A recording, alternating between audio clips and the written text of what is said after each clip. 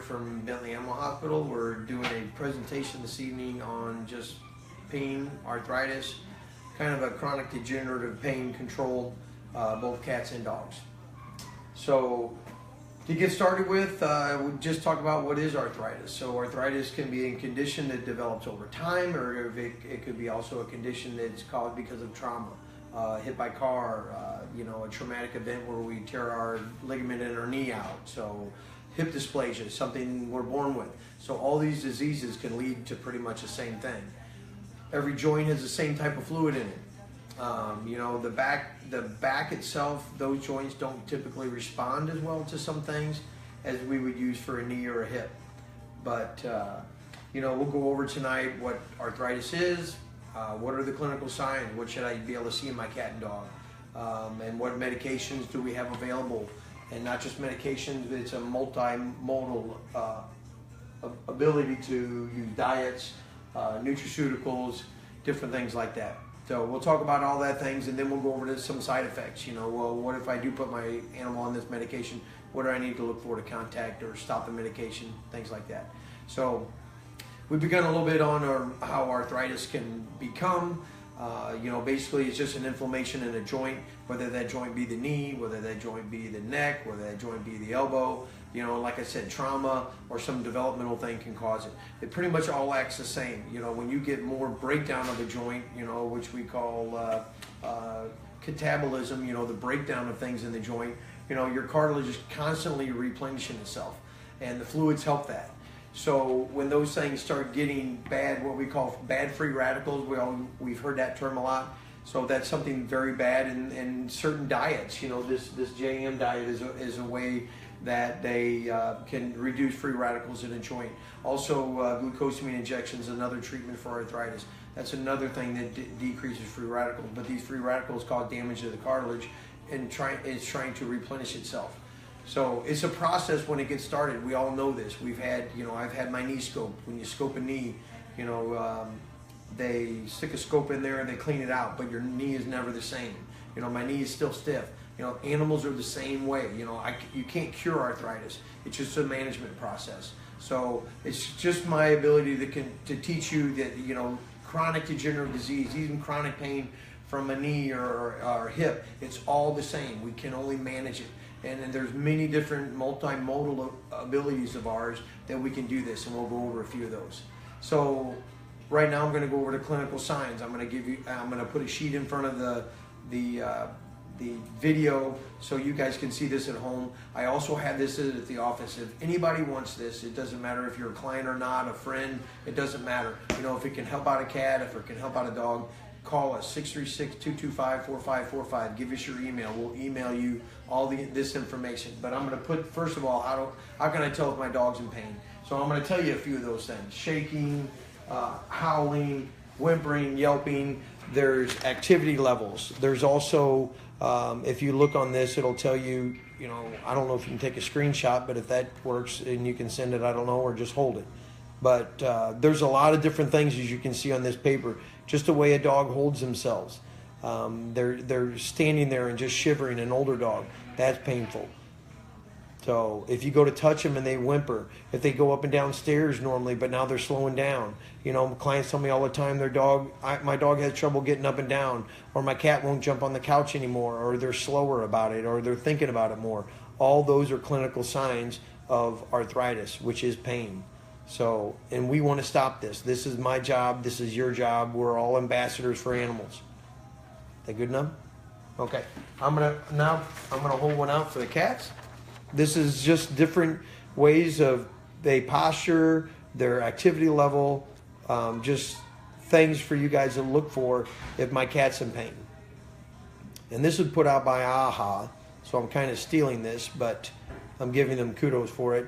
But somebody put this article together, and this is what I use for my clients.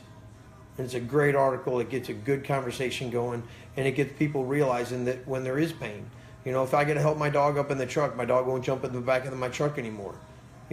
That's a clinical sign. My cat won't get up on the couch or won't go up the stairs as fast. That's a sign. Trouble getting up and down. I thought it was just old. That's what people tell me all the time.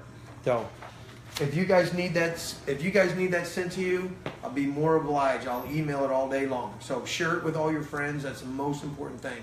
We all care about the animals, and share this video with everybody you can. So if it just helps out one, it'll really make a difference. So now that we've kind of talked about clinical signs, I kind of spoke in the background there, so we can cover some things at the end if people have questions, but I'm going to move on.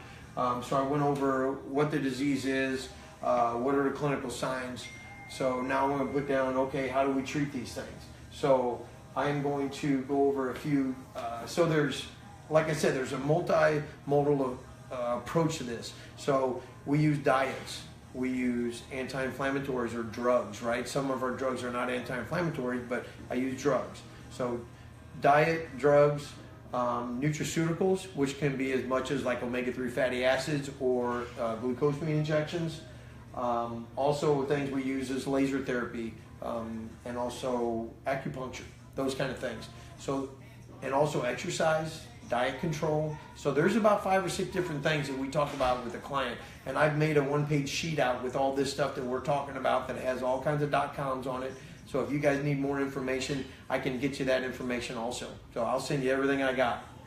So the first thing, so if somebody comes into me and my cat, my dog, it has, you know, I think it may be in pain, or we get through that conversation, the first thing I usually do is I'll use a non-steroidal anti-inflammatory like Rimadyl for the dogs, or Previcox, which are 2 different what we call COX-2 inhibitors.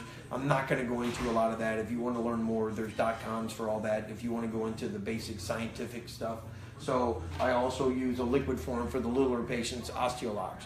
Now this Osteolox I also use in cat, but it's an off-label use. It's not approved for use in cats in the United States, but it is in Canada and Europe. So I do have used that. But more things for cats is I'll use glucosamine injections. But I use these drugs so when they come in for an appointment and we diagnose osteoarthritis or pain, we'll give these medication. I'll tell the client, listen, use this for 7 days and I'll call you. Tell me if the dog's getting around better. Tell me if the cat's jumping up and down better. You know, those are the things I look for in deciding and making a diagnosis of arthritis. So that's one, and those are drugs. Now I'm going to go on with more drugs, and one of those would be I have gabapentin here. So gabapentin is it's an old human drug used to use for seizures. They found out that it works good in animals for nerve pain. So, but we use it for chronic control, like my chronic older 10, 12-year-old dogs that have had pain, arthritis diagnosed, and it's a long-term thing we're using. And I'll use that in conjunction with one of these non-steroidal anti-inflammatories like the Rimadyl, Previcox, or Osteolox. There's other products out there, Deramax. There's a list of them. I have a list of them. I can't even remember them all. There's so many. They make, you know, they're there. So another thing I use is tramadol, or called Ultram. That's another drug. It's almost like morphine, and we use it in conjunction with the gabapentin, the Rimadyl, and these ones that are really bad and really old, I'll have them on all 3. And these are kind of drugs we use more towards dogs. Just to let you know, the cats, the more stuff I use, I'll use liquid pain relievers, which these can only be used like every other day. We all know that cats have sensitivity to aspirin, and that's what non-steroidal inflammatories are, right? NSAIDs we call them. So I try to use more of a natural substance called glucosamine. You know, Adequan makes that product, trade name, but I'll use a generic formula, but I'll use it in dogs and cats. So I kind of went off to the drugs to the more nutraceutical things. So, but one of the biggest things that I use for a nutraceutical is glucosamine. So if I diagnose a dog or cat that has arthritis based with a drug and an exam, then I'll talk to the client and say, hey, I can try to treat this with just pills, drugs, or we can try to use more natural things, which is our omega-3 fatty acids. Glucosamine injections work phenomenal for it. So, and I've had dogs that couldn't jump in the truck. 2 weeks later, after 4 shots, they're jumping in the truck. So it's a great product. Everybody asks, well, what's the difference of oral glucosamine? And somebody's probably going to ask after this, so I'm going to address that now. We don't know how it gets absorbed. So injectable goes straight into the muscles, straight delivered to the arteries, goes right to every joint in the body. So any of these approaches that we use, pretty much they go to every joint. So, and they work the same in an elbow as they do a shoulder, as they do a knee or a hip. So other things I wanted to talk about treatment-wise, we talked about diet. So I use, there's many companies, but Purina makes JM diet. It's called a joint mobility diet. So The idea behind the joint mobility diet is it decreases bad free radicals in the joints that cause damage. It also has oral glucosamine in it, but just like I spoke about, I don't care too much about that. I use injectable, it works a lot better. What else? We talked about laser therapy, so that's another thing. That's what this product is here. So there's multiple companies that are doing this now. I was one of the first ones in this area, but laser therapy uses light therapy in a probe form, you know, that is actually soothing.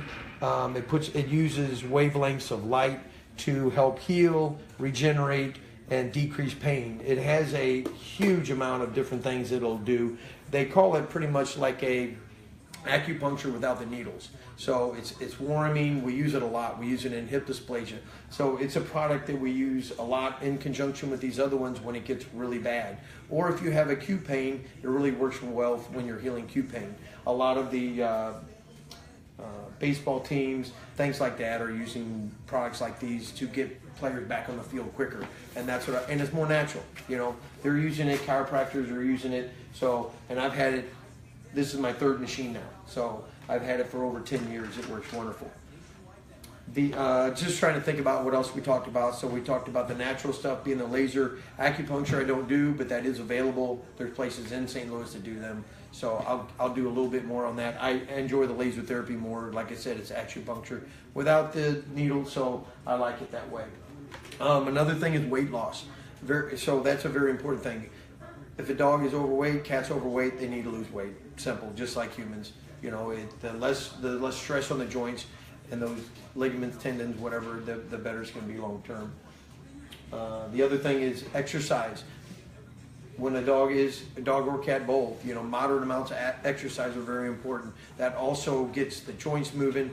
Swimming is a wonderful thing. So those are other things, just that multimodal approach we talked about.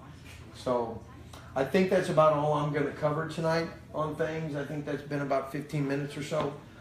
Trying to think if I forgot anything. I'll take some questions now. I may remember a couple things, because I don't go off a list here, but if we have questions right now. Side effects, one thing I will do is just go over side effects. So the side effects of a lot of these things, like the anti-inflammatories, is GI upset. So if there's vomiting, diarrhea, stop the medication, call your vets, stop it, get it taken care of. You can change approaches. There's other things to do. That glucosamine injections, what are the side effects of that? Nausea, but I've never seen it. I've used this stuff for almost 20 years and never had a patient have a problem with it. And there's people all over the state of Missouri using it because I mail it. Gabapentin and the other products, we don't use it enough that the side effects are pretty slim. Everything's pretty slim. Of course, the diet, nothing on that. Laser therapy, I haven't had any. It's pretty natural. So, but GI effects of your oral drugs are the biggest things. So, start typing in your questions so I can answer a few of them. If I don't know the answer, I'll get the answer. But if you have any questions, now's the time to ask. Sherry Ismail says, how often do you use laser treatment for arthritis? It's so Sherry, how often do I use the laser therapy for treatment? It kind of goes by case, but if we have a chronic, like let's say hip dysplasia or a back problem, if it's something very deep and very chronic that's been there, we'll start out four days a week for 2 weeks, then we'll go down to 3 days a week for 2 weeks, 2 days a week for 2 weeks, and we'll keep dropping it down until we get to the point where the owner and I communicate based on what they see at their pet at home, and we may get down to where they only need it once a month. That's what we try to get down to, is eventually weaning it all the way down to once a month. But that's a very good question, Sherry. Thank you. How often do we monitor the effects of the NSAIDs, and do you have to do blood work with laser therapy? That must be somebody, I don't know who asked the question, but they asked the question about monitoring blood work or other side effects of the drugs, but that is what we do. So if we put a patient on Rimadyl or one of these non-steroidal anti-inflammatories, we like to have blood work before and after, because one of the common side effects, like they're getting to, is elevated liver enzyme. It doesn't happen a whole lot, it does happen. They have been tested, it has been shown to happen, so we'll just switch them to something else if that's the case. But we do check blood work before we put them on chronically, and then a month later, and then once a year after that. So, good question. Tina Finetti says, my dog Doug was diagnosed with hip dysplasia. Should he be on preventative pain meds so he doesn't get arthritis in his hips? So when we talk preventative, if I find a dog, because I do like hip x-rays on dogs that are 6 months of age, if I can get an owner, a large breed dogs a lot of time, if I can get them, I've diagnosed dogs at 6 months of age with hip dysplasia. And you can even do it earlier than that, you know, especially when it's breed orientated. You know, we know certain large breeds have it. So to answer your question, if I can find that dog early, you can make a difference through the rest of their life. That is a dog I'd put on the diet, right? We talked about joint mobility diet. I would use a diet on that dog. I'd use glucosamine injections, and I would use probably omega-3 fatty acids. Those are the 3 best things for that. Laser, you don't need that yet. You know, if he's in some pain or having acute pain, then yes, use it. But really long-term maintenance for even a cat or a dog, if they're diagnosed, if I have a hip surgery where I do it, or a knee surgery where I fix a blown ACL, I'm going to immediately put that animal on diet, JM diet. I'm going to put them on glucosamine injections and a lot of times omega-3 fatty acids. So, and I'll put them on the acute thing is the laser therapy. So, but glucosamine injectable is probably the best of all of them. You know, if you can do that, you don't need to be put on an anti-inflammatory unless that dog's having pain after exercise, like on a weekend, or I go on a float trip, or some friends come visit and their dogs play hard. You know, a lot of my clients will keep glucosamine all the time, and they'll keep pain relievers whenever their dog acts painful. So same way with the cat, but a cat's a lot harder to tell pain. A good question. If the laser therapy doesn't heal a slip disc, what would another option be? Well, if you have if you have a slip disc in the back of a most likely a dog we're talking about. Cats is very rare, but you know, so the biggest thing when you're doing there is time is healing the disc. You know, you want it to scar down. So we use non-steroidal anti-inflammatories. Some veterinarians use prednisone, which I have. It kind of depends on the severity. But if your dog has that disease, you know, laser therapy is going to increase the amount of healing. It basically speeds up the healing by 10%. That's the big thing they talk about. So it's a 10-fold increase in healing, and it decreases pain, it releases cytokines to help the pain, and it brings down the swelling. That's what you're trying to do. When you've got a disc that's bulged and it's causing pain, you want to bring the swelling down, inflammation down. You want to rest that patient. You want to get them not moving at all so they don't keep re-aggravating it, and you got to give that animal time. You know, and if it's not getting better, it's paralyzed, it needs to see a surgeon. So, good question. Is the glucosamine shot subcutaneous? The glucosamine injections are given intermuscularly. They're given in the back legs. When we first start a dog out, they're given twice a week for 4 weeks, and then once a month thereafter. They're given in alternating right to left, and they're given in the quad muscles. The hamstring muscle. So, that's it on questions. So thanks for your time. If you guys have any questions that you want to pass on to us, you know, our number, I gave it earlier, 636-225-4545. Please call us. It's all about the pain in these animals we we're trying to get rid of. Your friends also, you know, send us an email. If you need us on the Facebook, send us something. I will email you all the information that we talked about. I have in-depth stuff that goes through all these drugs and what they do and all their side effects down to the T, and the same as the laser therapy. So if you have more questions, please contact us or have your friends contact us, you know, and let's take care of the critters. So thank you, and I'll see you in a couple weeks.